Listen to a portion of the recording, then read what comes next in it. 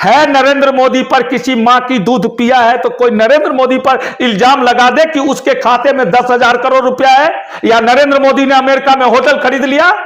आप बता सकते हैं? बात होती है अंबानी और अडानी का। एक तरफ आप विकास की बात करते हैं, अंबानी और अडानी हमारे देश के लिए कमाता है। एक कुशवाहा समाज का बेटा भी पढ़ करके डीएम हो सकता है।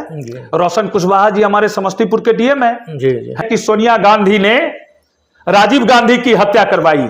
नहीं तो जिस दिन राजीव गांधी की हत्या हुई पेरम्बदूर में, उस दिन उस मीटिंग में सोनिया गांधी क्यों नहीं थी?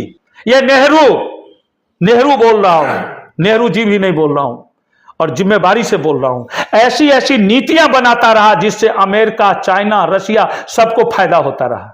क्योंकि विभूतिपुर का विधायक हमारे पार्टी का है ही नहीं, वैसा कोई यहां पर प्रत्याशी दिखाई भी नहीं पड़ता है। ठीक है, तो ठीक है, ये तो आप जानते हैं कि एक जातिवाद भी हमारे यहाँ काफ़ी है, हम उसमें भी फिट नहीं बैठते हैं। प्रधानमंत्री ने एक ट्रेन चलाया, वही लाल वाला डिब्बा, खटर खटर खटर, वो इतना मोटा दरवाजा, अब ऑटोमेटिक गेट, और वो अच्छी बेड लग गई, अच्छा खाना मिल रहा है। वंदे भारत की बात कर रहा हूँ। वहाँ से आप पानी का टोटी चोरी करके ले जा रहे हैं।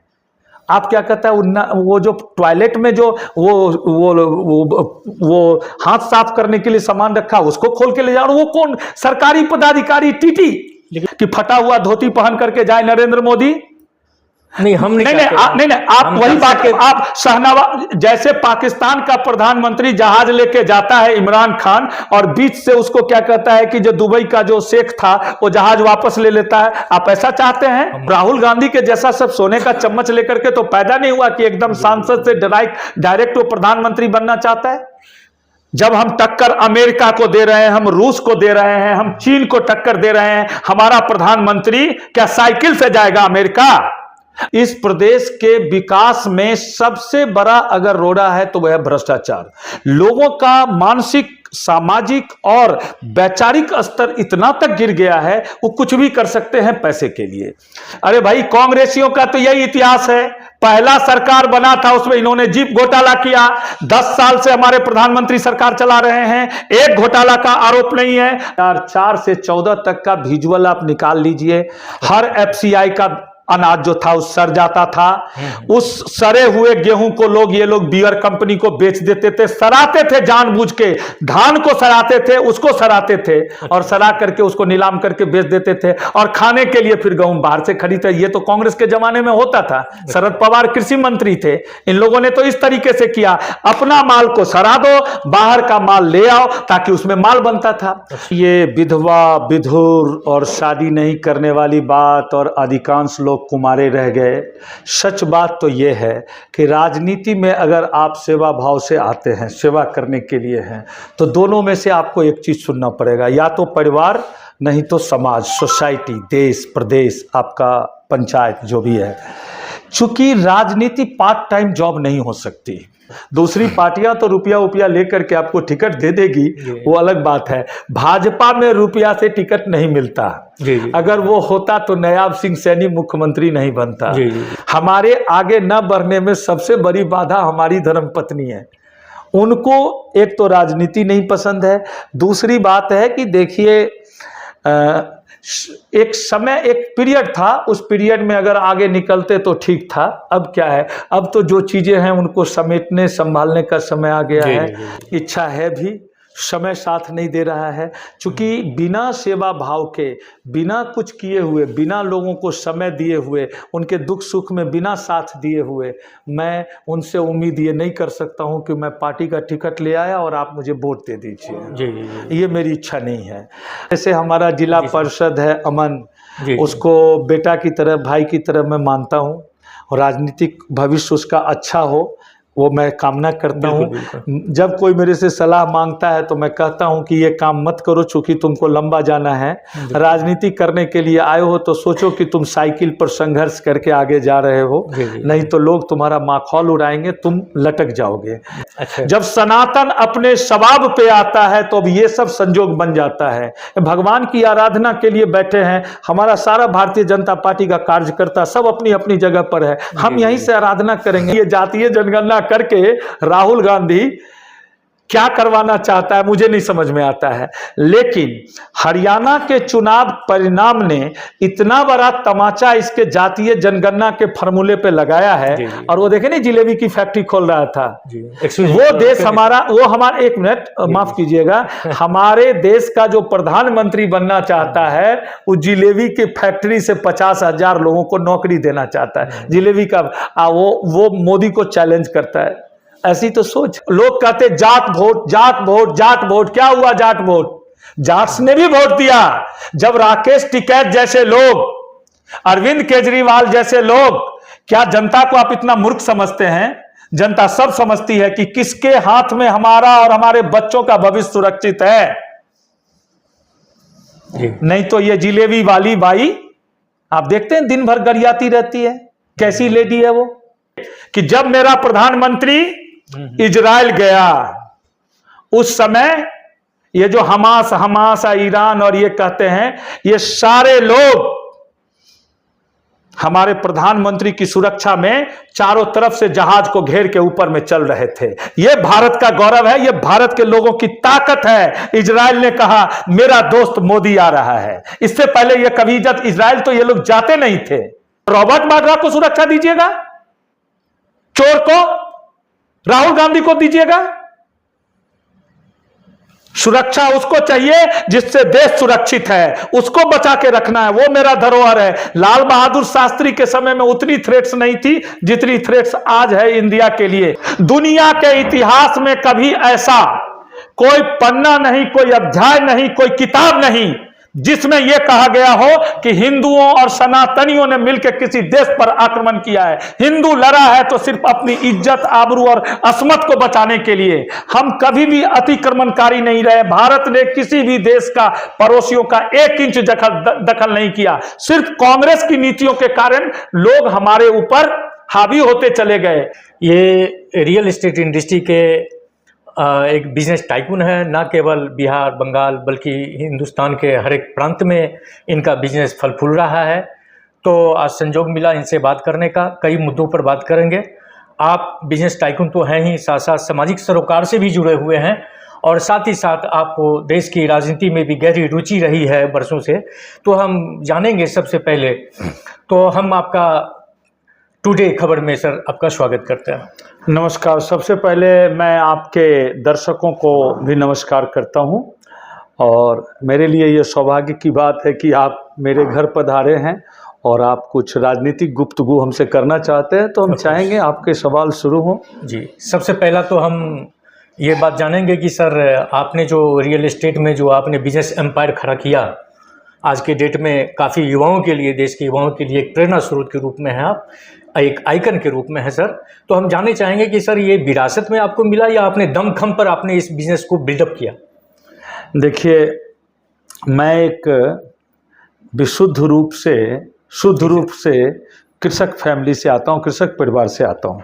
मेरे परिवार में हमारे से पहले किसी ने भी बिजनेस नहीं किया। न पिताजी जॉब में थे और बाकी चाचा लोग किसानी करते थे, खेती बाड़ी थी। एक हम लोगों ने बहुत पहले एक अर्थशास्त्र में पढ़ा था कि struggle for existence survival of fittest, ये बॉटनी जूलॉजी में है, चार्ल्स डार्विन का सिद्धांत है, सॉरी। और necessity is mother of invention. जब आप क्राइसिस में होते हैं, जब आपको किसी चीज़ की कमी होती है तो आप खोज करते हैं। तो ऐसे ही क्या कहता है कि जो मुझे लगा कि मुझे कुछ करना चाहिए, तो जो भी शिक्षा पिताजी के सानिध्य में मिल सकता था मिला, और उसके बाद फिर हम काम के लिए निकल गए। संजोग से मेरे किस्मत में रियल एस्टेट था, तो हम रियल एस्टेट में ही आ गए।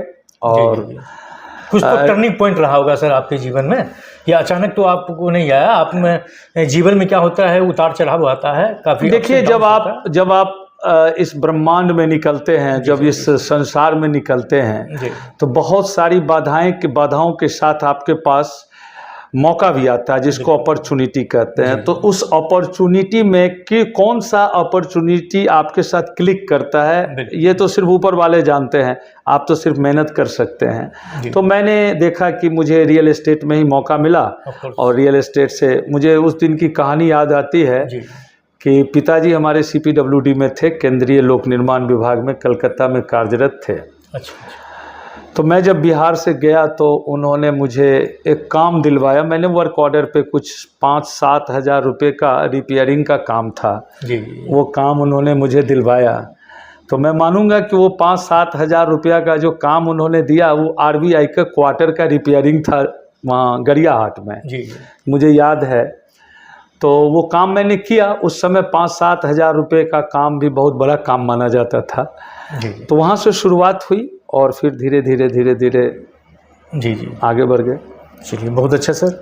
तो इसी क्रम में एक और हम चाहेंगे कि आप तो व्यवसाय में आपने एक महारत हासिल की है, अब सामाजिक सरोकार में भी आप जुड़े हुए हैं, जैसा कि मुझे जानकारी हुई है। तो समाज के विकास में आपकी काफ़ी दिलचस्पी रही है, उस संदर्भ में आपने क्या किया और उसको देखिए, जी मैं राजनीति में 1997 में जब आडवाणी जी की रथ यात्रा, स्वर्ण जयंती रथ यात्रा शुरू हुई और जिसका संचालन आज के प्रधानमंत्री श्रीमान नरेंद्र मोदी जी कर रहे थे, इन्हीं लोगों के सानिध्य में मुझे उस रथ यात्रा में शामिल होने का अवसर मिला। और वो रथ यात्रा जो आ रही थी तो हम पश्चिम बंगाल में थे, तो पश्चिम बंगाल के स्थानीय स्तर के जो भारतीय जनता पार्टी के जो कुछ वरिष्ठ लोग थे उनके साथ मुझे आडवाणी जी की रथ यात्रा को जब बंगाल में वो प्रवेश कर रहे थे, जगह है एक गोपी बल्लभपुर, खड़गपुर के पास है गोपी बल्लभपुर, तो वहाँ पे गए थे हम। और फिर उसके बाद जो 24-36 घंटे 48 घंटे की रथ यात्रा जब बंगाल में हो रही थी तो मैं काफ़ी प्रभावित हुआ, लोगों का उत्साह देखा।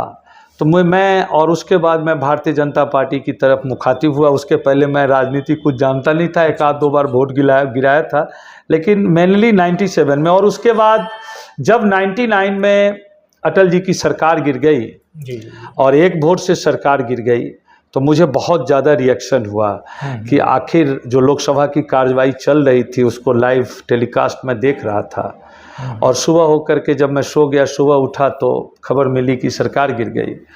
तो मैंने सोचा कि क्यों नहीं हम लोग मजबूत करने के लिए गांव की ओर चलें। और उस समय पश्चिम बंगाल में CPM वालों का चलती था, CPM की सरकार थी, भाजपा के लिए उतना बड़ा स्कोप नहीं था। तो मैं यहाँ आया और संजोग से अभी जो हमारे मुख्यमंत्री जी हैं नीतीश कुमार जी की पार्टी से मुझे 2000 में विधानसभा चुनाव लड़ने का मौका मिला और NDA के पार्ट थी भारतीय जनता पार्टी, और मैं उस चुनाव में शिरकत किया और लोगों ने अपना आशीर्वाद भी दिया। वो मेरा पहला चुनाव था जो मैंने 2000 में लड़ा। रह गई बात सामाजिक, ये एक बड़ा ही ब्रॉड एस्पेक्ट में आपने ये सवाल पूछा है। कुछ लोग राजनीति में आते हैं अपने इज्जत शोहरत और धन कमाने के लिए, कुछ लोग आते हैं सेवा भाव से, जैसे हमारे प्रधानमंत्री जी इतने दिनों से 22-23 साल से इस देश की सेवा कर रहे हैं। पहले उन्होंने गुजरात की सेवा की। अगर कहा जाए तो उनका पूरा अपनी यौवन अवस्था को, जब वो संघ के प्रचारक के रूप में जा रहे थे, वो भी सेवा भाव ही था, लोगों के बीच जाते थे, मिलते थे। तो इन लोगों ने बना करके एक नए भारत की नींव डाली है। सचमुच में तो आप कहें, अगर जो हमारे विपक्ष के लोग हैं उनको मिर्ची लगती है, वो गुस्सा हो जाते हैं जब ये कहते हैं कि भारत पूर्ण रूप से आज़ाद 2014 में हुआ, तो उनको तकलीफ होती है, उस पर छीटाकशी करते हैं। वो फिर नेहरू, इंदिरा क्या क्या गिनाने लगते हैं। लेकिन बात तो सही है, वो भी मानते हैं कि भारत सही रूप में 2014 में आज़ाद हुआ, जब एक गरीब का बेटा भारत के सर्वोच्च पद पर जाकर के बैठता है और वहाँ से भी वो भारत के लोगों के लिए, इस देश के लोगों के लिए सेवा भाव से समर्पित है। इससे बढ़ के और सेवा क्या हो सकती है? जो चीज़ आज हम लोग महसूस नहीं कर रहे हैं। अभी देखिए, देश के अंदर एक होड़ सी मची हुई है कि मुसलमानों को कौन कितना खुश कर सकता है। ये कांग्रेस पार्टी की परंपरागत मुस्लिम वोट रहा है और इन्होंने अपनी वोट की राजनीति में, तुष्टीकरण की राजनीति में, इन्होंने अपने भी मलाई खाया और उनको भी मलाई खाने दिया। और इस देश का जो सबसे संपन्न समाज था, सबसे संपन्न धर्म था, उसको कहीं ना कहीं बड़ी चालाकी से ये लोग उसका पर कतरते गए और साइड करते गए। लेकिन सनातन जब सनातन को तो कोई डुबा नहीं सका, हिंदू धर्म को कोई डुबा नहीं सका। आप तो जानते हैं कि हमारे आदि के बारे में कोई नहीं बता सका। अगर लेटेस्ट भी हमारे पास आता है तो 5000 साल पहले महाभारत हुआ, जिसकी प्रमाण आज के दिन में मिलते हैं। तो 5000 साल पुरानी हमारी सभ्यता है, हमारा सनातन है। उसको कांग्रेस पार्टी ने आज़ादी के बाद क्या, आज़ादी के पहले से ये लोग षड्यंत्र कर रहे थे, इसलिए बार बार वीर सावरकर का नाम लेते हैं, गुरु गोरवलकर का नाम लेते हैं, या डॉक्टर हेडगेवार का नाम लेते हैं, या शाखा या संघ की जो बात ये करते हैं। आपको पता होना चाहिए कि राष्ट्रीय स्वयंसेवक संघ 100 साल तपस्या, कठिन तपस्या को झेलते हुए देश की गद्दी पर आज हिंदुत्व का झंडा फहराया है। और इससे लोगों को तकलीफ होती है, क्योंकि तकलीफ इसलिए नहीं है कि भाजपा जीत रही है, तकलीफ उनको ये हो रही है कि हिंदू अब एकजुट होकर के इस देश के नवनिर्माण में लग गया है। चलिए, तो मैं एक व्यक्तिगत प्रश्न करता हूं, राष्ट्रीय फलक पर नहीं बल्कि लोकतंत्र पैदा लेता है, गांव समाज से लेता है। मैं भी बिहतीपुर राजनीति से संबंधित एक बात करूंगा और इसको राज्य के रूप में भी आप देख सकते हैं, राज्य स्तर पर। तो अभी तक जो देखा गया है, आप भी समझ रहे होंगे कि बिहतीपुर अगर एमएलए कंस्टिट्यूंसी की बात करें या फिर लोकसभा की बात करें, तो मेरा ये कहना है कि एक डिजर्विंग पर्सोना जो चाहिए होता है वो आज के डेट में बिहतीपुर को लैकिंग हो रहा है। ठीक है, जो महसूस हो रहा है कि जो आम समाज, गरीब, वंचित, शोषित, तमाम तरह की जो चीज़ें हो रही है, बेरोजगारों की संख्या बढ़ रही है, तो इसमें चूंकि आप उद्यमी हैं, एक उद्यमता का आपके अंदर में एक भाव है, आपके डीएनए में वो बिजनेस मॉलिक्यूल है, तो आपको अगर ये मौका मिले सरकार में डायरेक्टली जाने का, चाहे वो राज्यसभा के रूप में हो, लोकसभा के रूप में हो, या मंत्री कैबिनेट प्रभार, स्वतंत्र प्रभार में अगर आपको उद्योग मंत्री के रूप में अगर ये मौका मिले, ऊपर वाले से हम ये करेंगे कि आपके जैसे जो उद्यमी हैं युवा मौका मिले, तो आप का क्या कदम होगा? देखिए, बड़ा अच्छा ही सवाल है आपका। उद्योग के बारे में बोलते हैं, अनएम्प्लॉयमेंट के बारे में बोलते हैं जी। प्रधानमंत्री जी ने बार बार अपने मन से कहा है कि मैं ये नहीं कहता कि पिछली सरकारों ने देश के लिए कुछ नहीं किया, लेकिन एक बात तो सत्य है कि जिस रूप में हमारे देश की जनसंख्या बढ़ी और अनएम्प्लॉयमेंट बढ़ी, हमारे हिस्से और हमारे हक को काट करके लोगों को तुष्टीकरण के नाम पर उनके वोट की राजनीति के लिए उनको पर फलने फूलने दिया गया और हमारे हाथ से धीरे धीरे काम निकलता चला गया।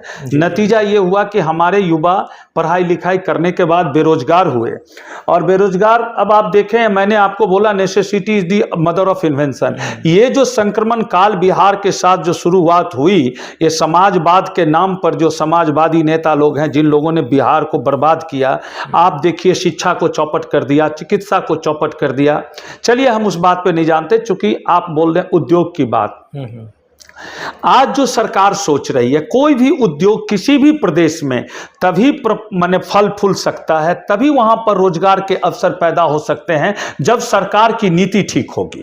सरकार जो पॉलिसी बनाती है, वो पॉलिसी जो है वो जनता को कितना फायदा पहुंचा रही है, सिर्फ पॉलिसी बनाने से नहीं। बड़े अफसोस के साथ कहना पड़ रहा है कि हमारी सरकार केंद्र में या राज्य में जो सरकारें बैठी है, भ्रष्टाचार के खिलाफ बहुत सारा कदम उठाए जा रहे हैं, उठा रही है, लेकिन उसका जो इम्पैक्ट आना चाहिए वो नहीं आ रहा है। हो सकता है थोड़ा वक्त लगेगा। और भ्रष्टाचार इस प्रदेश के, पूरे इंडिया की बात मैं नहीं करता, आप भी जानते हैं, इस प्रदेश के विकास में सबसे बड़ा अगर रोड़ा है तो वह है भ्रष्टाचार। लोगों का मानसिक, सामाजिक और वैचारिक स्तर इतना तक गिर गया है, वो कुछ भी कर सकते हैं पैसे के लिए।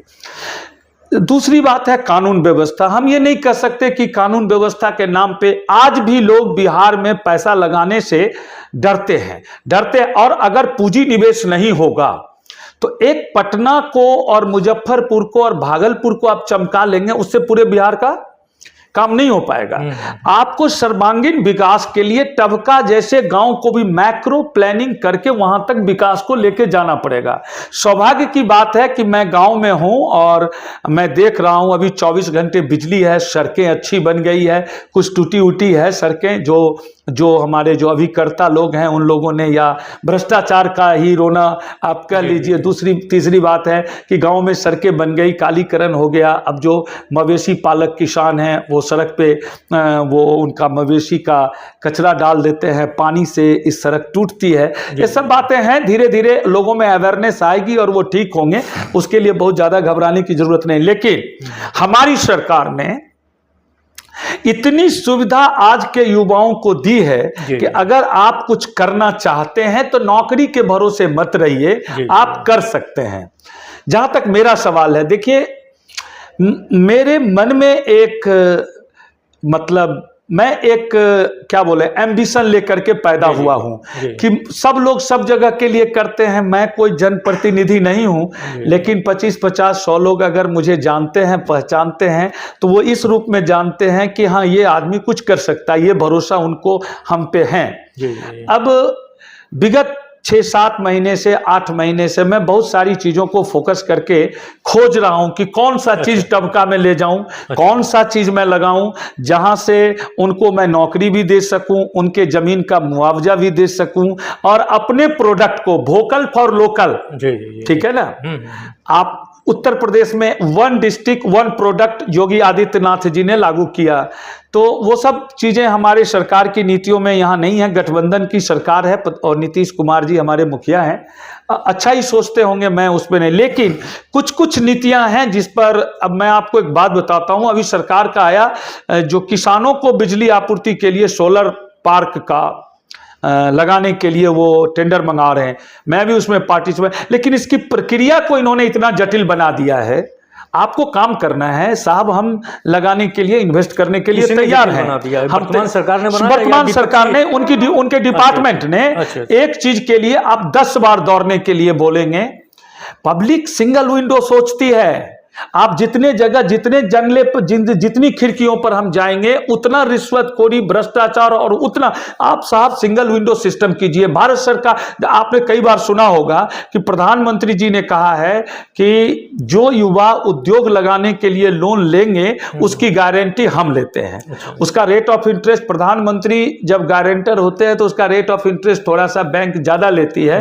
लेकिन आप सोचिए इसके पहले कभी ऐसी कोई सरकार नीति लेके नहीं आई कि प्राइम मिनिस्टर हम युवाओं का उद्योग लगाने के लिए हमें इतनी प्रेरित करते हैं। आप उनकी मन की बात को सुनिए, उनके लेक्चर को सुनिए, आप इस नजरिए से सुनिए कि he is the man wants to do, कि हमारे लोग कुछ करें। लोगों को बार बार वो प्रेरित कर रहे हैं कि तुम आगे आओ, आगे आओ। नौकरी, कितने लोगों को सरकार नौकरी दे सकती है? नौकरी वही लोग आज के दिन में खोजते हैं जिनको भ्रष्टाचार करना है, जिनको काम नहीं करना है। उद्यमी होइएगा तो काम करना पड़ेगा, उसके लिए तो आपको काम करना पड़ेगा। एक कहावत आपने सुना होगा, preach note what you practice note.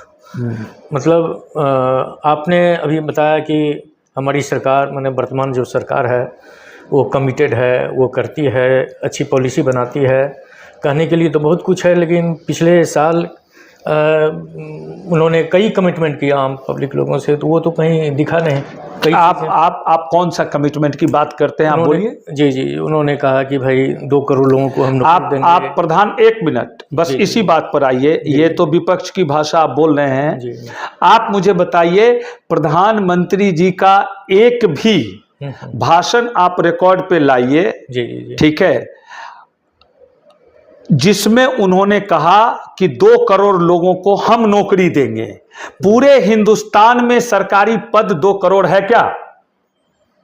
आपको यह जानना होना चाहिए। पूरे हिंदुस्तान, भारत सरकार के पास और जो 28 सरकारें, 28 स्टेट की सरकारें हैं, आप जो लोग ये बोलते हैं वो ये डाटा लेकर के आवे कि पूरे देश के ढांचे में क्या 2 करोड़ रिक्त, माने 2 करोड़ लोगों की बहाली होती है क्या?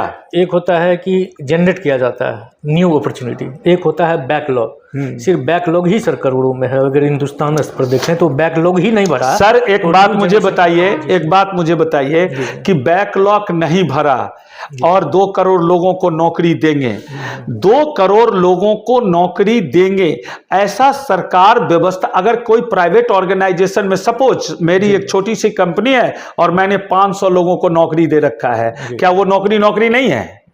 एक हाई स्कूल के शिक्षक को वेतन कितना मिलता है जो सरकारी नौकरी करता है? आप चलिए, वर्क टू होम होता है, 2.5 लाख 3 लाख के पैकेज पर हमारे युवा काम करते हैं। आज गांव की स्थिति क्यों बदली है कि एक कुशवाहा समाज का बेटा भी पढ़ करके डीएम हो सकता है। रोशन कुशवाहा जी हमारे समस्तीपुर के डीएम है ना? तो कहां भेदभाव है? जो पढ़ेगा वो आईएएस भी क्रैक कर सकता है, यूपीएससी भी क्रैक कर सकता है। जो पढ़ेगा वो जाकर के वो गूगल पिचाई भी बन सकता है, गूगल का क्या कहता है कि वो सीईओ भी बन सकता है। तो पढ़ना तो पड़ेगा किसी भी क्षेत्र में। आप जो बोल रहे हैं, मैं अब आपको अपनी उस समय की जिंदगी के बारे में ज्यादा कुछ नहीं बताता हूं। इस जगह तक पहुंचने के लिए संघर्ष कितना है ये लोग कहां देखते हैं। अब राहुल गांधी के जैसा सब सोने का चम्मच लेकर के तो पैदा नहीं हुआ कि एकदम सांसद से डायरेक्ट वो प्रधानमंत्री बनना चाहता है। दूसरा, हमारे प्रधानमंत्री तो ऐसे नहीं है। उन्होंने तो मुख्यमंत्री बनने के पहले वार्ड मेंबर का भी चुनाव नहीं लड़ा। तो हम उस नेता का नेतृत्व स्वीकार करते हैं, हम उस नेता को अपना नेता मानते हैं, उसकी आइडियोलॉजी से खुश हैं, उसकी विचारधारा से खुश हैं, जो इस देश के लिए जितना देर जग सोता है उतना देर भी हमारे 2 बच्चों के लिए सोचता है। वो एक अच्छा भविष्य देके जाना चाहता है। आम जनता की इस भ्रम को दूर किया जाए अपने स्तर से कि हमारे देश में एक लाल बहादुर शास्त्री भी था जो फटी धोती पहन के ताशकंद समझौता में गए थे, जय जवान जय किसान का नारा। और एक हमारे माननीय प्रधानमंत्री नरेंद्र मोदी जी भी हैं, वो लाखों का सूट और तमाम तरह का बातें और 8,000 करोड़ के हवाई जहाज से जाते हैं। तो क्या आपको लगता है कि ये जरूरी है देश के नेतृत्व करने के लिए खर्चा करना? बहुत अच्छा सवाल है आपका, बहुत अच्छा भी है और बड़ा व्यंग्यात्मक रूप से आपने इस पर कटाक्ष भी किया है। तो इस पर मैं थोड़ा सा आपको तुलना नहीं। जी आप ये क्यों भूल जाते हैं कि पेरिस में कपड़ा धुलने जाता था? इस बात को भी आप याद कीजिए ना। जब जवाहरलाल नेहरू इस देश के प्रधानमंत्री थे, उनका कपड़ा विदेशों में धुलता था। हमारी तो पैदाइश नहीं हुई थी। लाल बहादुर शास्त्री को मैंने नहीं देखा। लाल बहादुर शास्त्री के बारे में भी हम पढ़ते हैं, राजेंद्र प्रसाद के बारे में भी पढ़ते हैं, श्री बाबू के बारे में भी पढ़ते हैं और विधान चंद्र राय के बारे में भी पढ़ते हैं। ये इतिहास के पन्ने में वो पुरोधा है जो कांग्रेस में रहते हुए क्या किया। तो जवाहरलाल नेहरू का नाम लेते हैं तो डॉक्टर राजेंद्र प्रसाद का भी नाम लीजिए, जो अंतिम सांस में उनको कोई देखने के लिए नहीं। नरसिंह राव का भी नाम लीजिए कि उनकी बॉडी को कांग्रेस ने अपने कार्यालय में, मुख्यालय में घुसने नहीं दिया। ये सब उनका इतिहास है। अब आते हैं हम लाल बहादुर शास्त्री पर। पहले सरदार पटेल पे चलिए। सरदार पटेल की जब मृत्यु हुई, सरदार साहब जब मरे, तो आपको यह ज्ञान होना चाहिए कि कांग्रेस में उस समय वैसे लोग भी थे। सरदार साहब के मरने के बाद कुछ पार्टी फंड का रुपया, उस समय उस जमाने का चंदा का पैसा रखा हुआ था किनके? सरदार साहब के पास। और उनके मरने के बाद उनकी बेटी वो पोटली लेकर के जवाहरलाल नेहरू के घर के सामने खड़ी रही, वो लौटाने गई थी। जवाहरलाल तब तक नहीं मिले उनसे जब तक कि उनको ये नहीं पता चला वो आई किस लिए। जब उनको पता चला कि कुछ पैसा था वो वापस करने आई है तो फटाक से ले लिए। और वो किस हालत में, आज जो इतिहास में हमें पढ़ाया गया, ऑलवेज गलत इतिहास पढ़ा करके वामपंथियों ने और इन कांग्रेसियों ने गलत लिखवाया, गलत पढ़वाया, जिसका नतीजा है कि आज हम उस खाई को भर रहे हैं। अकबर द ग्रेट, औरंगजेब, ये शाहजहां, ये हमको पढ़ाया गया। हम आते हैं उस पे। तो फटी धोती की बात है। ये भी बात है कि जवाहरलाल नेहरू जब लाल बहादुर शास्त्री जा रहे थे ताशकंद, उनके पास ओवरकोट नहीं थे। तो यह भी कहा जाता है जवाहरलाल नेहरू ने ठंड से बचने के लिए एक उनको कोट दिया। आप मुझे बताइए, उस धरती के लाल की हत्या हो गई एक तरह से।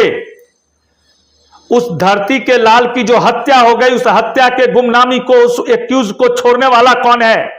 कहा जाता है कि वो जो रसोइया था जिसने उनको खाने में जहर मिला करके दिया, वो बाद में पाकिस्तान चला गया। चूंकि इंदिरा जी को प्रधानमंत्री बना। इस कांग्रेस पार्टी ने भारत की गद्दी पर जब जब कोई दूसरा आया है तो इसके पेट में दर्द हुआ है। अरे और पुष्ट खबरें हैं, लेकिन ये बात तो यहां तक होती है कि सोनिया गांधी ने राजीव गांधी की हत्या करवाई।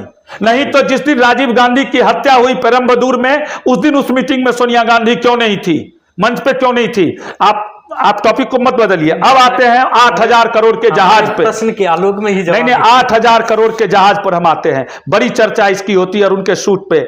आप क्या चाहते हैं कि 21वीं शताब्दी के भारत में जब हम टक्कर अमेरिका को दे रहे हैं, हम रूस को दे रहे हैं, हम चीन को टक्कर दे रहे हैं, हमारा प्रधानमंत्री क्या साइकिल से जाएगा अमेरिका? अगर अमेरिका, तब हमारा प्रधानमंत्री, जब मैं न झुकूंगा न झुकाऊंगा, मैं आंख में आंख डाल के बात करूंगा। तो आंख में आंख डालने की बात इसी 140 करोड़ जनता, हम 140 करोड़ लोग हैं, अमेरिका 30 करोड़ लोग हैं। अमेरिका को समृद्ध बनने के लिए, ठीक है, जितना समय लगा उससे कम समय में 10 साल के अंदर में जो हमारा इकोनॉमिक रिफॉर्म हुआ, हमारे यहां जो इन्वेस्टमेंट, एफडीआई का जो इन्वेस्टमेंट आ रहा है, उन चीजों को भी पढ़िए। लेकिन हमारे बंगला में वो कहावत है, परसों में दर्शनधारी तार पोरे गुण बिचारी, ठीक है। हमारा प्राइम मिनिस्टर 140 करोड़ लोगों का प्रतिनिधित्व करने जाता है। तो ये जो चंगरू मंगरू सब जो हैं, ये जो 8,000 करोड़, तो आप चाहते हैं कि जो नहीं, अरे भाई कांग्रेसियों का तो यही इतिहास है। पहला सरकार बना था, उसमें इन्होंने जीप घोटाला किया। 10 साल से हमारे प्रधानमंत्री सरकार चला रहे हैं, एक घोटाला का आरोप नहीं है। आपने आरोप लगाया, सुप्रीम कोर्ट गए, क्या क्या कीचड़ नहीं उछाला, क्या क्या नहीं कहा, आपने गाली दी, उसको भी बर्दाश्त किया। भारतीय जनता पार्टी का कोई भी कार्यकर्ता उसका जवाब देने के लिए सड़क पर संघर्ष किया और वोट की ताकत से आपको तीसरी बार भी नहीं आने दिया, रोक दिया। और यह देश, आपको बताता हूं, मैंने एक बार सुना था, अमित शाह ने बोला कि भाजपा और 50 साल कहीं नहीं जाती। तो वो आप नोट करके लेंगे, 50 साल चलेगी। कपड़े पे आते हैं, नरेंद्र मोदी बाहर जाते हैं तो लाखों का सूट पहनते हैं। अरे भाई, अब मैं ये कपड़ा पहना हूं, आपको ये पता हो, कैसे मेजरमेंट कर लेंगे कि कितने रुपए के? कुछ भी बोलना है, अरे मुद्दों पे बात कीजिए, कपड़ों पे बात कीजिएगा। हमारा प्रधान, आप चाहते हैं कि फटा हुआ धोती पहन करके जाए नरेंद्र मोदी? नहीं, हम नहीं, आप वही बात, आप शहनावाज, जैसे पाकिस्तान का प्रधानमंत्री जहाज लेके जाता है इमरान खान, और बीच से उसको क्या कहता है कि जो दुबई का जो शेख था वो जहाज वापस ले लेता है, आप ऐसा चाहते हैं? हमारे प्रधानमंत्री जब पहली बार प्रथम पंचवर्षीय योजना में प्रथम टर्म में जीते थे तो चाइना गए थे। चाइना के प्रधानमंत्री जो राष्ट्रपति हैं, उन्होंने इनको साइकिल भेंट किया, इन्होंने गीता भेंट किया था। तो कई दृष्टिकोण से, आर्थिक दृष्टिकोण से या विकास के दृष्टिकोण से चाइना हमारा हमसे ज़्यादा आगे है। तो वहाँ के राष्ट्रपति हमें क्या करते हैं, साइकिल देते हैं, ना कि BMW देते हैं। और हम, सही बात है कि हम जो है वो हमारी संस्कृति बिल्कुल अक्षुण्ण रही है, तो हमने गीता दिया, ज्ञान दिया। अब आइए, नहीं, पहले इस बात का जवाब। पहली बार जब देश के प्रधानमंत्री चुनाव जीते, प्रधानमंत्री बने, तो वो चाइना गए। विपक्ष ये भी कहता है कि गुजरात में साबरमती रिवर फ्रंट पर ला करके उनको झूला भी झुलाया। और चाइना ने क्या दिया? और अभी जो ब्रिक्स का सम्मेलन हुआ है उसमें क्या किए प्रधानमंत्री? डोकलाम जब हुआ तो क्या किया? देखिए, ऐसा है, सब लोग, सारी पार्टियां इस देश के विकास के लिए काम करना चाहती है। सब लोग का एक ही नारा है, हम विकास करेंगे, हम विकास करेंगे, हम आपको आसमान में उड़ा देंगे, हम इस पे बुलेट ट्रेन में चढ़ा देंगे, हम भैंसी पर आगे से चढ़ेंगे, पीछे से चढ़ेंगे। ठीक है, बहुत तरह के विकास के वादे होते रहे। आयरन लेडी, दुर्गा का अवतार, क्या क्या नहीं कहा गया आज तक। ये भोली भाली जनता जो लाइन में लगा करके 2-2 दिन लाइन में गैस का इंतजार करती थी, टेलीफोन कनेक्शन के लिए मंत्री से लिखवाने जाती थी, तेल, यूरिया, जो आदमी के बेसिक नीड, जो जरूरत की चीजें हैं, वो नीम में कौन सा ऐसा चीज था जिसमें घोटाला नहीं हुआ? यूरिया घोटाला भी हुआ, अवस्थित रहिए, कांग्रेस के शासन में हुआ। घोटालों की लिस्ट हो और बिना पूछे एक तरफ लिख दिया जाए कांग्रेस। तो कांग्रेस भी विकास की बात करती है। कुछ समाजवादी, इन्होंने भी विकास की बहुत बड़ी बड़ी बातें की। जब विकास, तो समाजवादी सरकार में आए, देव गौड़ा आए, इंद्र कुमार गुजराल आए, चंद्रशेखर आए, ठीक है। और इन सब लोगों ने अल्पमत की सरकार चलाई और इन सब लोगों को कांग्रेस ने क्या दुर्गति किया सो पता है। तो जो लोग समाजवाद के नाम पर डॉक्टर लोहिया और जयप्रकाश नारायण के नाम पर राजनीति करने आए थे, उनका इतिहास तो यही है कि कोई 1000, 10,000, कोई 5,000 करोड़ का होटल बैठा, मॉल खोल करके बैठा, कोई सीबीआई, कोई ईडी के चक्कर में पड़ा हुआ है नरेंद्र मोदी पर किसी मां की दूध पिया है तो कोई नरेंद्र मोदी पर इल्जाम लगा दे कि उसके खाते में 10,000 करोड़ रुपया है, या नरेंद्र मोदी ने अमेरिका में होटल खरीद लिया।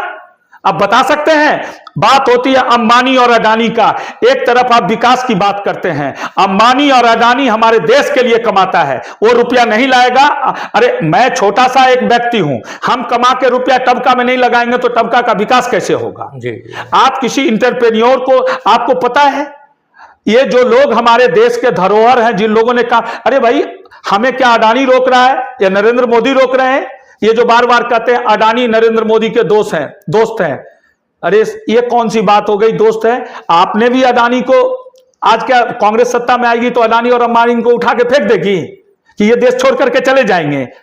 क्या ये रिफ्यूजी हैं? नहीं अरे इसी देश के नागरिक हैं। अपने बुद्धि, विवेक और कौशल से सरकार नीतियां बनाती है। हो सकता है कुछ नीतियों का फैसला, मनी वी गेट्स मनी, पैसा है, जो पैसा लगाएगा वो कमाएगा। अभी तो कंट्रोल कर रहा है भारत। हम डिफेंस सेक्टर में कितना बड़ा एक्सपोर्टर होते जा रहे हैं, क्या सरकार सब कुछ कर लेगी? तो विकास की बात सबों ने की वो नारों तक सीमित था। 2010 के बाद, 14 के बाद मोदी जी ने उसको डिलीवर्ड किया है। यही फर्क है उनमें और हम में। हम जो कहते, हमारे आपने देखा नहीं, हम जिसका वो क्या बोलते हैं शिलान्यास करते हैं उसका हम उद्घाटन भी करते हैं। जी। एक और प्रश्न sir, last but not the least, वो ये कि एक तरफ हम विश्व गुरु की का दम्भ भरते हैं और आर्थिक महाशक्ति बनने की तरफ अग्रसर हैं, तो फिर एक दोहरा ये बात आती है कि 80 लाख लोगों को हम 5 किलो अनाज भी देते हैं, तो एक देश जो आर्थिक महाशक्ति का दम्भ भरता हो, 80 लाख परिवार 5 किलो अनाज पर है, ये कहीं फिट नहीं बैठता है। देखिए ये भी नैरेटिव वही आपका है जो विपक्ष चलाता है। 5 किलो जनता को अनाज देने से हमारे यहाँ गरीबी है, ये कहीं से प्रूफ नहीं होता है। हुआ क्या, 2014 के पहले जो सरकारें थी, आपको याद होगा 2014, 2004 से 14 तक का विजुअल आप निकाल लीजिए। हर एफसीआई का अनाज जो था उस सर जाता था। उस सरे हुए गेहूं को ये लोग बीयर कंपनी को बेच देते थे, सराते थे जानबूझ के, धान को सराते थे, उसको सराते थे और सरा करके उसको नीलाम करके बेच देते थे और खाने के लिए फिर गेहूं बाहर से खरीदते। ये तो कांग्रेस के जमाने में होता था, शरद पवार कृषि मंत्री थे। इन लोगों ने तो इस तरीके से किया, अपना माल को सरा दो, बाहर का माल ले आओ, ताकि उसमें माल बनता था। 2014 के बाद अन्न भंडारण की बहुत बड़ी समस्या हमारे देश में हुई और है, आज भी है। जो किसान हमारे पैदावार करते हैं, और आज आप देखिए कि किसानों को खिलाने के बावजूद भी जब हम हुक्का पानी बंद करते हैं तो बांग्लादेश भी औकात पर आ गया। तो हमारे यहां जो इतना अन्न का उत्पादन हो रहा है उसका स्टोरेज का जगह चाहिए। और जो अनाज सड़ जाता था वो अगर गरीबों में बांट करके प्रधानमंत्री ने खिला दिया, कौन सा जुल्म कर दिया? इससे क्या आपको लगता है कि गरीबी ने, अरे साहब बोलना नहीं चाहिए। हमारे गांव में चलिए, टोला में जो दलित, टोला का दलित है ना, जिसको दलित आप कहते हैं, ठीक है, वो भी शुरुआत हम ही ने किया जो उसको मेन स्ट्रीम में लाए। आपको बोल नहीं सकता हूं, जो दलित और महादलित की बात होती है, पहला प्रोग्राम उस समय के सांसद मंजय लाल जी 99 में हमारे दरवाजे पर आए और सभी वर्ग के लोग आए खाना खाने के लिए, और हमारा चच्चा, हमारा भाई, हमारा सब लोगों ने मिल करके, ग्रामीणों ने उनको वो आदर सत्कार किया और उनका जूठा पत्तल उठा करके फेंका है। कौन बोलता है कि हम सामंतवादी हैं? वैश्विक स्तर पर सर हंगर इंडेक्स में भी बहुत इंडिया नीचे, वो सब देखिए, वो सब जो है वो सारा चीज मैनिपुलेटेड है। अच्छा। आप देखिए जॉर्ज सोरस को इंडिया से क्या लेना देना है? वो क्यों बोलता है कि भारत मोदी को हम नहीं आने देंगे? क्यों लेना देना? अंतर्राष्ट्रीय शक्तियां हैं, जिसने भारत को एक गरीब देश के रूप में देखा है। वो चाहता है कि ये इसी तरह से घिसे पीटे लोग रहें, इनके बदन पर कपड़ा ना रहे और हम उड़ते रहे, हम बड़े महाशक्ति। अगर मैं आपको आज दावे के साथ कहता हूं, मोदी जी को भगवान लंबी उम्र दें, जी जी या मोदी जी के बाद जो लोग भारतीय जनता पार्टी का नेतृत्व संभालने वाले हैं, जी। मैं आपको बोलता हूं, अगर हमारी आपकी फिर से मुलाकात जी जी, होगी, ऑफ कोर्स हम लोग देखेंगे कि देश हमारा कैसे बदला है। आज जी, बदला है। अरे साहब, कितनी घटिया बात हो सकती है। जी जी आप एक अच्छा काम कर रहे हैं, प्रधानमंत्री ने एक ट्रेन चलाया, वही लाल वाला डिब्बा, खटर खटर खटर, वो इतना मोटा दरवाजा, अब ऑटोमेटिक गेट, और वो अच्छी बेड लग गई, अच्छा खाना मिल रहा है। वंदे भारत की बात कर रहा हूं। वहां से आप पानी का टोटी चोरी करके ले जा रहे हैं। आप क्या कहता है, वो जो टॉयलेट में जो वो हाथ साफ करने के लिए सामान रखा, उसको खोल के ले जा रहे हो। वो कौन सरकारी पदाधिकारी, टीटी? लेकिन उसका भाड़ा भी तो बढ़ा हुआ है जो आम आदमी। अरे साहब, एक बात बताइए, सुविधा चाहिए तो भाड़ा लगेगी। Yes yes. अब मान लीजिए कि यहाँ पर सुविधा चाहिए तो आज के दिन में आप देखिए, कलकत्ता से 3 फ्लाइट चलती थी पटना के लिए, 3 फ्लाइट आती थी। अभी पर्व का सीजन है, 12 फ्लाइट है दरभंगा और कलकत्ता से आने के लिए। हिंदुस्तान के किस कोने से? आज देखिए, अफसोस है, वाजपेयी जी जब प्रधानमंत्री बने, शाहनवाज हुसैन जी नागरिक उड्डयन मंत्री थे, नीतीश जी की यहां सरकार थी। उस समय में पटना एयरपोर्ट के विस्तारण के लिए जगह मांगा गया था। नीतीश जी ने ईर्ष्यावश वो जमीन एग्रीकल्चर यूनिवर्सिटी को दे दिया, लेकिन विमान माने एयरपोर्ट के एक्सटेंशन के लिए जमीन नहीं दिया। आज आप जाकर के देखिए असली बिहार क्या है, लोगों में कितना ज्यादा उत्साह, ऊर्जा और पैसा आया है, वो देखना है तो पटना एयरपोर्ट पे जाइए, 1 घंटा वॉच कीजिए, आपको पता चल जाएगा कि हमारे इंटरप्रेन्योर, हमारे युवा साथी, युवा लोग किस तरीके से हमारे देश को, हमारी स्टेट की अर्थव्यवस्था को ठीक कर रहे हैं। जी। बाहर गए हैं, वो वहां काम कर रहे हैं और यहां कमा के आ रहे हैं। जब आप जहाज में चढ़ेंगे, वो हवाई चप्पल में बाबूजी धोती और कुर्ता और गमछा लेकर के बैठते हैं ना, तो प्रधानमंत्री को दुआ देते हैं कि हाँ। अब देखिए, बिजनेस पॉलिसी है, कोई भी कंपनी अब लॉस में तो नहीं चल सकती। आप वंदे भारत वर्ल्ड क्लास का ट्रेन बना दिया, जिस ट्रेन को ऑस्ट्रेलिया मांग रहा है, जर्मनी मांग रहा है, अमेरिका हमारा मेट्रो ट्रेन जा रहा है बन करके। कभी सुना था कि इंडिया ने एक मेट्रो ट्रेन का पार्ट्स भी भेजा अमेरिका? आज के दिन में मेट्रो, और जमालपुर में फैक्ट्री लगने जा रही है। ये जो जितना समस्तीपुर, ये मुजफ्फरपुर में मेट्रो आ रहा है, भागलपुर में आ रहा है, पटना आ गया, बेगूसराय आ रहा है, इस सब का डब्बा बनेगा जमालपुर में। ये क्या उद्योग नहीं लगा? यहाँ लोग काम नहीं करेंगे? जी नहीं, एक सवाल आता है, आपने जो प्रश्न किया, जवाब दिया, उसमें एक प्रश्न छिपा हुआ था, मैं थोड़ा सा उसको एक्सपोज करता हूँ। एक गरीब आदमी, एक बीमार है, उसको डॉक्टर ने बोल दिया कि 24 घंटे के अंदर में अगर आप सही हॉस्पिटल नहीं ले जाते हैं तो वो मर जाएगा। चंदा चुटकी करके उसने उसको हवाई जहाज़ से एम्स से भेज दिया दिल्ली। तो क्या माना जाए कि वो गरीब आदमी वो इस डिजर्विंग कैपेसिटी में आ गया या विकास का परिचायक हो गया? वो तो जीवन को बचाने के लिए जैसे तैसे यन केन प्रकार वहाँ पहुँचा, क्योंकि वो बचना है, उसको 24 घंटे का टाइम है और वो बच भी गया। तो क्या ये विकास का मापदंड हो जाएगा? देखिए, हवाई जहाज की संख्या बढ़ गई? नहीं, देखिए, मैं आपको बता रहा हूँ, ठीक है जी।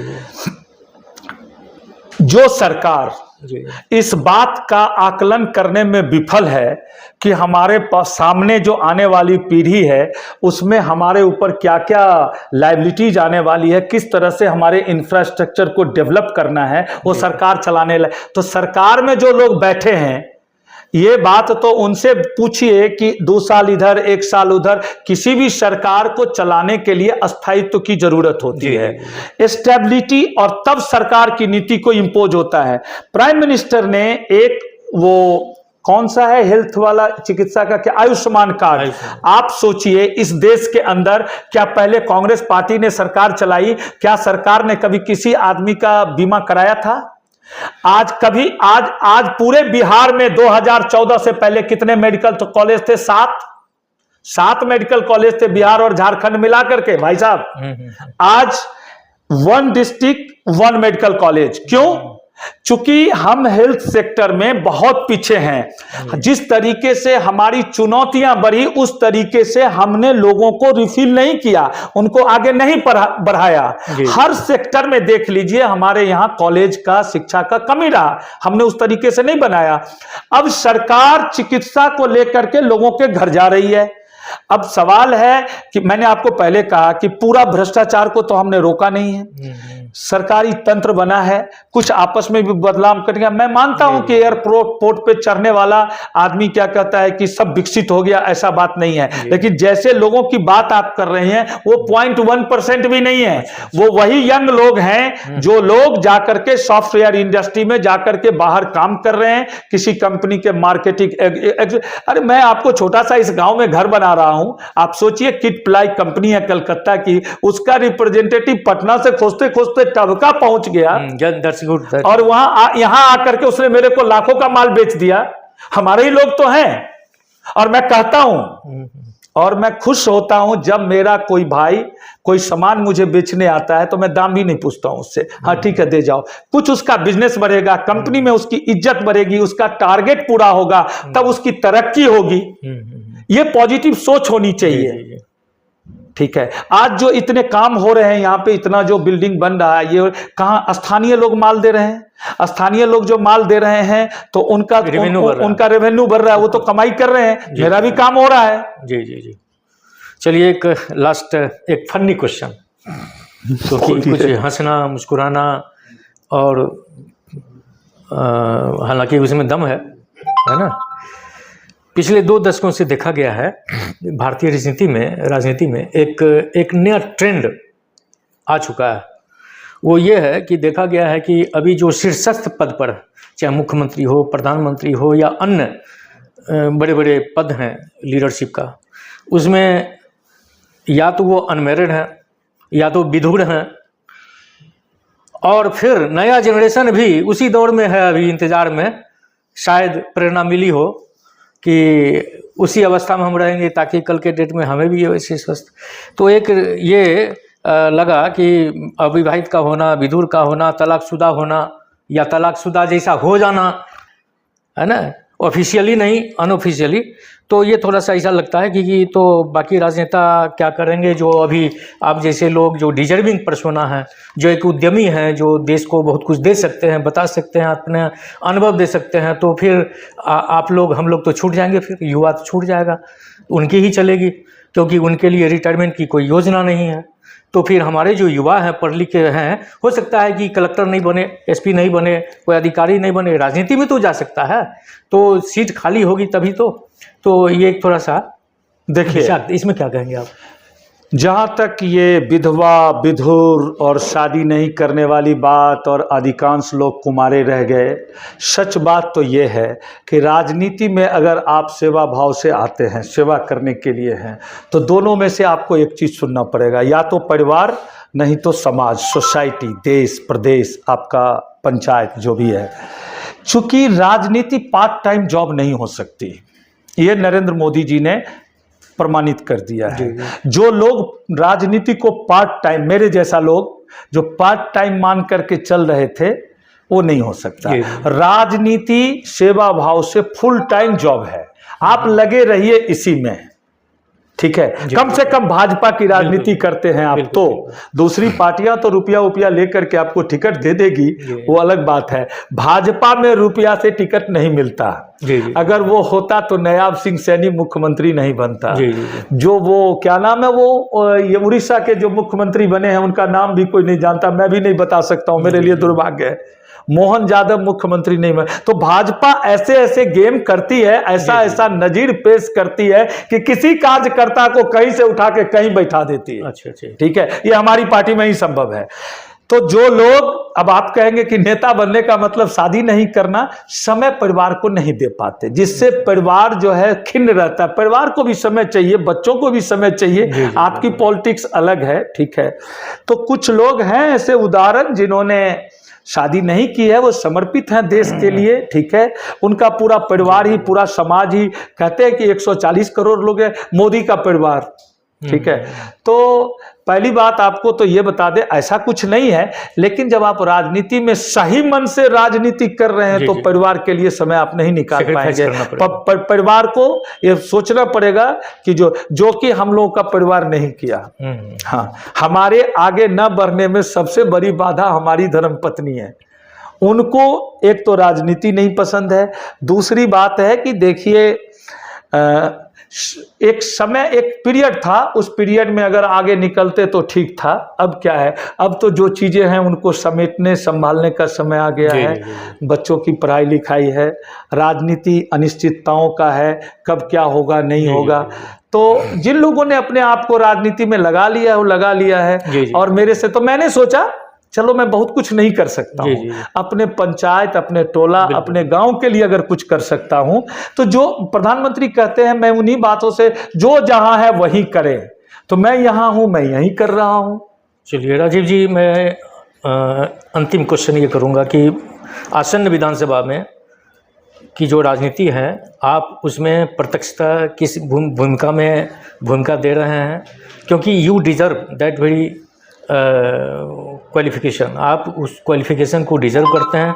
आप रिसोर्सफुल आदमी हैं, आप डेडिकेटेड हैं, इस पार्टी के प्रति हैं, तो आपको यहाँ की जनता भी आशा भरी नज़र से देख रही है। क्योंकि अब तक उन लोगों की आशाओं का, जो बहुसंख्यक लोग हैं, गरीब हैं, वंचित हैं, वो उनकी अपेक्षाएं पूरी नहीं हुई है। तो आप जैसे लीडर, उद्यमी से काफ़ी अपेक्षा है, क्या बताएंगे आप? नहीं, देखिए मैं इसमें बड़ा स्पष्ट तौर से कहूँगा, वो समय अब मेरा निकल चुका है। अच्छा। मैं झूठ नहीं बोलूँगा इस मुद्दे पे।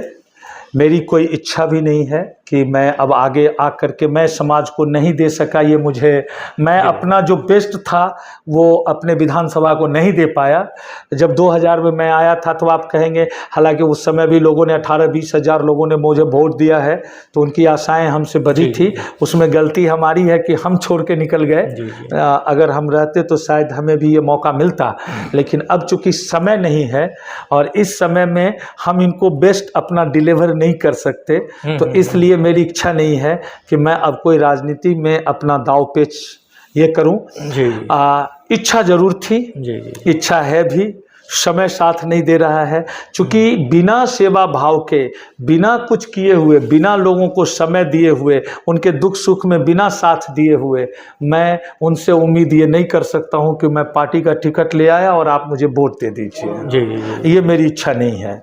अगर मैं लोगों की सेवा कर सकता, कर पाता, क्या पता अगर लगता है कि शायद मैं कुछ कर पाऊंगा, तो मेरी इच्छा है कि प्रधानमंत्री जी ने जो जो बात गरीब लोगों के साथ, सोसाइटी के लिए, नॉट गरीब, जो सोसाइटी के लिए कमिटमेंट किया था, जो अधूरे काम रह गए किसी न किसी कारण से, चूंकि विभूतिपुर का विधायक हमारे पार्टी का है ही नहीं, वैसा कोई यहाँ पर प्रत्याशी दिखाई भी नहीं पड़ता है। ठीक है, तो ठीक है, ये तो आप जानते हैं कि एक जातिवाद भी हमारे यहाँ काफ़ी है, हम उसमें भी फिट नहीं बैठते हैं। अल्पसंख्यक भी नहीं है कि जो कोई हमको वो जाली वाली टोपी लगाने से हमको वोट दे देगा। वैसे भी विभूतिपुर में जाली वाले की संख्या कम है। ठीक है, तो जहाँ जाली वालों की संख्या कम है वहाँ फिर ये लाठी वाले ज़्यादा आ जाते हैं, भीड़ तंत्र वाले ज़्यादा आ जाते हैं। बोलने का कुछ बोलते हैं, कुछ ईंट से ईंट बजा देंगे। राजनीति में आने के लिए जरूरी नहीं है कि आप निम्न सदन का सदस्य बने, आप उच्च सदन में जा सकते हैं, विधान परिषद में जा सकते हैं, उतनी किस्मत राज्यसभा में जा सकते हैं। उतनी किस्मत लेके हम नहीं आए हैं, वो सब बिरले होता है किसी का, वो सब किस्मत लेके नहीं आए हैं। जब राजीव रंजन जी ऐसा बात करेंगे तो विनय कुमार की हैसियत है, तो अगर खड़ा है नहीं, मैं तो आज के युवा जैसे हमारा जिला परिषद है अमन, उसको बेटा की तरह, भाई की तरह मैं मानता हूँ, और राजनीतिक भविष्य उसका अच्छा हो वो मैं कामना करता हूँ। जब कोई मेरे से सलाह मांगता है तो मैं कहता हूँ कि ये काम मत करो, चूंकि तुमको लंबा जाना है। राजनीति करने के लिए आए हो तो सोचो कि तुम साइकिल पर संघर्ष करके आगे जा रहे हो, नहीं तो लोग तुम्हारा माखौल उड़ाएंगे, तुम लटक जाओगे। You have to serve. जल्दीबाजी नहीं है, कितना 23-24 साल उम्र है अभी तुम्हारे पास, बहुत लंबा कैरियर समय है। सो तुम अपने कैरियर को बनाओ लोगों, और उसमें सामाजिक स्तर पे जो सहयोग मेरे से हो सकता है, क्योंकि तुम्हारे कामों कार्यों को भी चलाने के लिए कुछ सहयोग चाहिए। तो जैसे मैं कुछ कर रहा हूँ उसमें तुम भी अपना हाथ बटाओ, लोगों को लाओ। अब एक फंक्शन है तो मैंने तो बोला तुम जिनके तुम्हारे लोग हैं, एक सोशल गैदरिंग होगी, लोग आएंगे, मिलेंगे जुलेंगे, एक गेट टुगेदर होगा, खाना पीना होगा, और क्या है। उसके लिए मैं लोगों को निमंत्रण दे रहा हूँ। अमन को बोले सब लोगों को बुलाओ, और अभी तो हम लोग हरियाणा जीत के आए हैं, तो उसका भी होना चाहिए भाई। और उस समय 20 तारीख को जब फिर रिजल्ट आएगी नवंबर में, जब महाराष्ट्र और झारखंड का चुनाव हो चुका होगा, आपको मान के चलना चाहिए कि 13 तारीख को वोटिंग भी है। जी जी जी। झारखंड में भी और महाराष्ट्र में वोटिंग है, और उस दिन हम भगवान की आराधना में बैठेंगे कि हमारी भारतीय जनता पार्टी फिर से जीत करके महाराष्ट्र और झारखंड, चूंकि महाराष्ट्र और झारखंड में चुनौतियां बहुत ज्यादा बढ़ गई है। ऐसा तो नहीं कि आपने ये डेट रखा, डेट जो ये अकस्मात हो गया। जब मैंने रखा था उस समय मैंने चुनाव आयोग से तो बात नहीं किया था। में आभास हो गया है आपको, हो सकता है स्वप्न में कि पूर्ण आभास की बात नहीं है, ये एक संजोग है। अच्छा। जब सनातन अपने स्वभाव पे आता है तो अब ये सब संजोग बन जाता है। भगवान की आराधना के लिए बैठे हैं, हमारा सारा भारतीय जनता पार्टी का कार्यकर्ता सब अपनी अपनी जगह पर है, हम यहीं से आराधना करेंगे। हमारे एक मित्र हैं रांची में, उन्होंने बहुत बार बोला कि आप आइए, मतलब क्या करें, कैसे आए, तो अपना पार्टी के लिए कुछ कीजिए। गौतम चौधरी हैं यहीं पर समस्तीपुर डिस्ट्रिक्ट में, जितवरिया एक गांव है, वहाँ के हैं। जी जी। अच्छे पत्रकार हैं, वो बुलाते आइए आप अपने पार्टी के लिए प्रचार कीजिए, हेमंत बिश्व शर्मा जी से आपको मिलवाते हैं, जो होता है एक दोस्त के नाते। मैंने कहा कि कैसे आऊँ, 13 तारीख को झारखंड में चुनाव है और उस दिन हमारे यहाँ ये है। इसके बाद कोई डेट नहीं था, तो संजोग है कि भगवान शंकर ने कहा कि सब लोग सब जगह करेंगे, तुम आराधना वहीं करो, तो हम अपने गांव से आराधना कर रहे हैं कि फिर हमारी पार्टी की विजय हो। और 20 तारीख को जब विजय जुलूस निकलेगा, फिर एक हम लोग गेट टुगेदर करेंगे। चुनाव तो चलते रहता है, लगा रहेगा। एज एन एंटरप्रेन्योर के रूप में, एक उद्यमी के रूप में, आप बीईटीपुर को क्या देना चाह रहे हैं? सर, मैं आपसे नॉन पॉलिटिकली बात कर रहा हूँ। यस, मैं 5 साल का समय मांग रहा हूँ। जी। मेरी योजना और मेरी सोच में जो सबसे बड़ी बाधा है वो है जमीन की रिक्वायरमेंट। अच्छा। कोई भी उद्योग लगाने के लिए जमीन चाहिए। जी। और तब आप कहेंगे कि जमीन मुझे मिल रही है, जैसे यहाँ से हट के, जैसे कल्याणपुर में, समर्था में या सराय रंजन में मिल रही है। लेकिन देखिए, सराय रंजन को संवारने के लिए विजय चौधरी हैं, अच्छा काम किया उन्होंने, ठीक है। हमको टवका को ही समाना, हम टवका को ही मॉडल विलेज बनाना चाहते हैं, इसलिए हमको जमीन भी चाहिए। जो भी मेरी रिसोर्सेज है, इस मिट्टी का कर्ज हमारे ऊपर है, उसको उतारना है। देखिए, नाउ वी आर सेफ, कि we are in the safe hand, कि हमें चिंता करने की जरूरत नहीं है। हमारा प्राइम मिनिस्टर चिंता कर रहा है कि 140 करोड़ लोगों को क्या देना है, क्या करना है इनके, वो निरंतर सोच रहा है। सब लोग बैठे हैं, उनकी टीम में जो लोग बैठे हैं, वो आगे भारत को ले जाने के लिए सोच रहे हैं। आप सोच रहे हैं, जो कंप्यूटर का दम्भ आज भरते हैं, वो सोलर एनर्जी को क्यों भूल जाते हैं? क्या सूरज पहले नहीं उगता था क्या? सूरज तो पहले से उगता था। कोई बता सकता है कि सूरज के उगने की क्या 2014 के बाद हुआ? No, it's a vision. Hydrogen energy की बात कर रहे हैं, लिथियम की बात कर रहे हैं। इतना बड़ा भंडार हमारा जम्मू कश्मीर में लिथियम मिला। क्या आर्कियोलॉजिकल सर्वे ऑफ इंडिया को पता नहीं था कि वहां लिथियम है? इस धरती में क्या क्या छुपा हुआ, वो कांग्रेसियों को पता नहीं है? पता था। उनको बस ये था कि हमारी सरकार आ जाए तो हम इसको लूट करके फिर जापान, जर्मनी और अमेरिका को बेचते हैं। 370 धारा हटाने की लिथियम आ गया, 370 हटा, हमारा वहां पर पूर्ण एक्सेस हुआ। हम गए और देखिए, जब हमने वो सबसे बड़ा वो बनिहाल वाला जो रेलवे लाइन बनाया, और उसके बाद देखिए वहीं पर खोजते खोजते लिथियम मिल गया। कहीं सोना निकल रहा है, कहीं लिथियम। अरे आपके समस्तीपुर में गंगा बेसिन में इतना पेट्रोल और डीजल दबा हुआ है गंगा के किनारे, जिससे हमारी ये क्या कहता है, तो जिस दिन उसकी ओएनजीसी ने खोज के निकाला है। कैसे? वो तो सरकार काम नहीं कर रही है, सरकार पूरा काम कर रही है, वो मुझे दिखाई नहीं पड़ रहा है। क्योंकि हम 2 चश्मे से देखते हैं। एक जातिवाद का चश्मा है जो ये सेकुलर लोग लगाए हुए हैं, जो जातीय जनगणना की बात करते हैं। पता नहीं ये जातीय जनगणना करके राहुल गांधी क्या करवाना चाहता है, मुझे नहीं समझ में आता है। लेकिन हरियाणा के चुनाव परिणाम ने इतना बड़ा तमाचा इसके जातीय जनगणना के फॉर्मूले पे लगाया है। और वो देखे नहीं, जिलेबी की फैक्ट्री खोल रहा था। वो देश हमारा, वो हमारा, 1 मिनट माफ कीजिएगा, हमारे देश का जो प्रधानमंत्री बनना चाहता है, वो जिलेबी की फैक्ट्री से 50,000 लोगों को नौकरी देना चाहता है। जिलेबी का वो मोदी को चैलेंज करता है। ऐसी तो सोच है। बीईटीपुर में जो आप प्रोजेक्ट लगाने वाले हैं, जो आपका मिशन विजन है, वो छूट गया। हम लोग कहीं थोड़ा सा लीक से हट गए। अब देखिए, अभी अब जमीन की बात आ गई। जमीन अगर मिल जाता है तो क्या, किस तरह का उद्यम आप लगाएंगे और यहाँ के लोगों को, वहाँ के बच्चे के, यहाँ के को रोजगार मिल सकेगा? थोड़ा सा इशारा में बता दीजिए। ऐसा है कि बहुत सारी छोटी छोटी इंडस्ट्रियों को जाकर के मैंने देखा है जी, और लागत भी कम है, बशर्ते कि आदमी काम करना चाहे। हम उसके लिए जो मेरी योजना है, यहाँ पर जो ये एस्टेब्लिशमेंट किया गया, या एक पूर्ण रूप से कार्यालय भी चलेगा।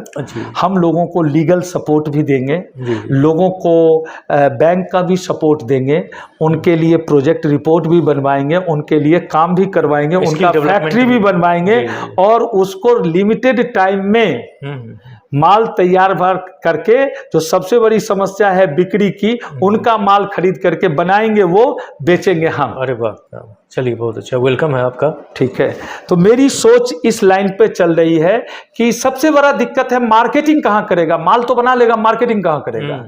ठीक है, विपणन जरूरी है। हाँ, तो उसके लिए जो मार्केटिंग है, तो उसके लिए मैं ये सारी व्यवस्था यहाँ पर बना रहा हूँ। अच्छे लोग आएंगे, उनके रहने की व्यवस्था मैंने कर दी है उनके लिए। मैं अब दलसिंह सराय में रह करके टबका में तो जॉब नहीं कर सकता। आपको मैं अपनी पता नहीं, मैं तो यहाँ पर मॉल की बात सोच रहा हूँ, यहाँ पर तो मैं मल्टीप्लेक्स की बात सोच रहा हूँ, यहाँ गेस्ट हाउस और रेस्टोरेंट की बात सोच रहा हूँ। सब लोग जहाँ है, अरे हरियाणा पंजाब ऐसे नहीं बना ना, जब लोगों ने कॉपरेट किया, जब वहाँ पर आर्थिक इन्वेस्टमेंट हुआ, पैसे का इन्वेस्टमेंट हुआ तो बहुत सारे पैसे नहीं है हमारे पास, खर्च तुम पे करूँ कैसे। अगर कोई दुकान होता, सारे सपने खरीद लेता। छोटे छोटे लघु उद्योग, कुटीर उद्योग, इस सबको थोड़ा बिल्कुल बहुत स्कोप है इन लोगों के काम करने के लिए। हमारा युवा साथियों को, उनको रास्ता दिखाने वाला चाहिए, उनको रास्ता दिखाने वाला चाहिए कि यही लाइन पकड़ो और इसी लाइन से तुम काम करो। अब मैं आपको छोटा सा उदाहरण देता हूं। मैं यहाँ पर फ्री आरओ पानी का सिस्टम लगाना चाहता था कि लोग आए, आरओ का पानी पिए, फ्री में पिलाएंगे। अब हमारा एक भाई यहाँ पर वो आरओ का पानी बेचता है, 10 रुपये 20 लीटर का जार। अगर मैं लगा दूंगा तो उसका बिजनेस मर जाएगा। कम से कम 1000 2000 3000 रुपया, 1000 रुपया भी रोज का कमाता है, तो कुछ तो कर रहा है गाँव में। तो अब क्या करूं? अब देखिए दोनों चीज को, इधर समाज, उधर वो एक लड़का, हमारे गांव का लड़का है जो कर रहा है। ठीक है, मुझे एक बार की इन्वेस्टमेंट 1.5 लाख रुपए की होती और वो पानी फ्री में हम देते। जैसे इस सड़क को सौंदर्यीकरण का काम हमने उठाया है, कुछ बाधाएं आ रही है।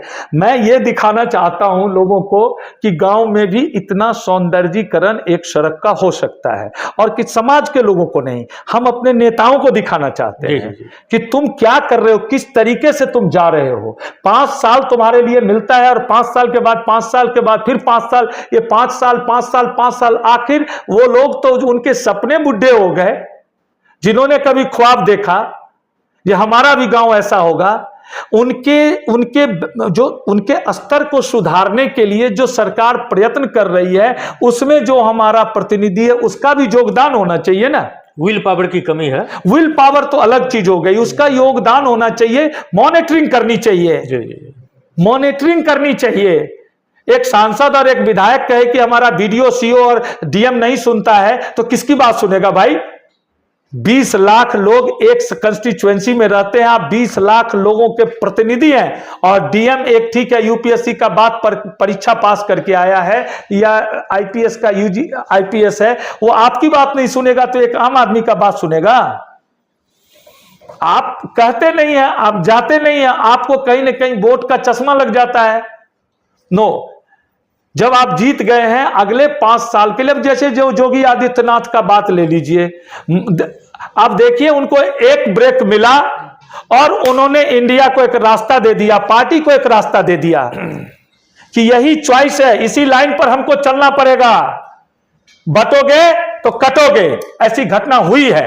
आपकी नजर में ऐसा लगता है कि नरेंद्र मोदी जी के प्रतिनिधि के तौर पर, मतलब उनके नहीं रहने पर, रिटायरमेंट होने पर आदित्यनाथ ही नहीं, ये भविष्यवाणी हमारी पार्टी में हमारे नेताओं के बीच में कोई नहीं कर सकता। वो देखिए मनोज सिन्हा ओथ लेने वाले थे और जोगी जी आ गए, और मनोज सिन्हा को उससे भी बड़ा टास्क दे दिया मोदी जी ने कि कश्मीर को सुधारने के लिए भेज दिया। तो मोदी जी की नजर में, मोदी जी की टीम में हार्डकोर रूलर सब हैं जो सुधारने वाले, जो कश्मीर को सुधार सकता है। तो यूपी और बिहार क्या बचा हुआ है? अच्छा, ये मोदी जी की अपनी एक स्ट्रेटजी होती है या फिर किसी के इशारे पर वो काम करते हैं? नहीं नहीं नहीं नहीं, इनका no no no no no, वो अपने छोटे से छोटे कार्यकर्ता और नेताओं की बात सुनते हैं। उसी का कारण है कि योगी आदित्यनाथ उभर के आए, हेमंत बिश्व शर्मा उभर के आए, या नयाब सिंह सैनी। सर 2014 के चुनाव में इतनी भाजपा सीट नहीं लाई थी जो 2024 के चुनाव में हरियाणा में लेके आए। ये लोग कहते Jat vote, Jat vote, Jat vote. क्या हुआ जाट वोट? जाट्स ने भी वोट दिया। जब राकेश टिकैत जैसे लोग, अरविंद केजरीवाल जैसे लोग, क्या जनता को आप इतना मूर्ख समझते हैं? जनता सब समझती है कि किसके हाथ में हमारा और हमारे बच्चों का भविष्य सुरक्षित है। नहीं तो ये जिलेबी वाली बाई आप देखते हैं दिन भर गरियाती रहती है, कैसी लेडी है वो।